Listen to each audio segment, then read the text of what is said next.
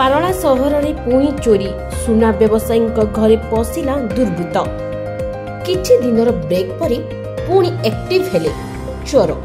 ଲାଗୁଛି ଯେମିତି ଚୋରି ଘଟଣାରେ ପାରଳାଖେମୁଣ୍ଡି ପୋଲିସର ବ୍ରେକ୍ ଫେଲ୍ ହୋଇଛି।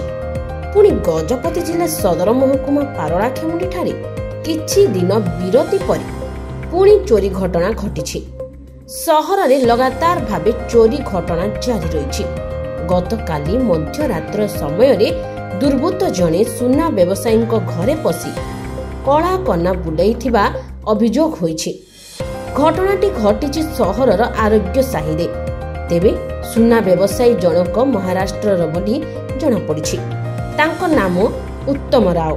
ସେ ପାରଳାଖେମୁଣ୍ଡି ଠାରେ ରହି ସୁନା ବ୍ୟବସାୟ କରୁଥିଲେ। ଘରେ ତାଲା ପକାଇ ଗତ କିଛି ଦିନ ହେଲା ସେ ମହାରାଷ୍ଟ୍ର ଯାଇଥିବା ବେଳେ ଗତକାଲି ମଧ୍ୟ ରାତ୍ର ସମୟରେ ଦୁର୍ବୃତ୍ତ ତାଲା ଭାଙ୍ଗି ଘରେ ପଶି ଚୋରି କରିଥିବା ଅଭିଯୋଗ ହୋଇଛି। ଏହି ଚୋରି ଦୃଶ୍ୟକୁ ସେ ମହାରାଷ୍ଟ୍ରରେ ରହି ସିସି କ୍ୟାମେରାରେ ଦେଖିଥିଲେ। ରାତ୍ର ସମୟରେ ହିଁ ସାହି ପଡ଼ିଶା ଲୋକଙ୍କୁ ସୂଚନା ଦେଇଥିଲେ।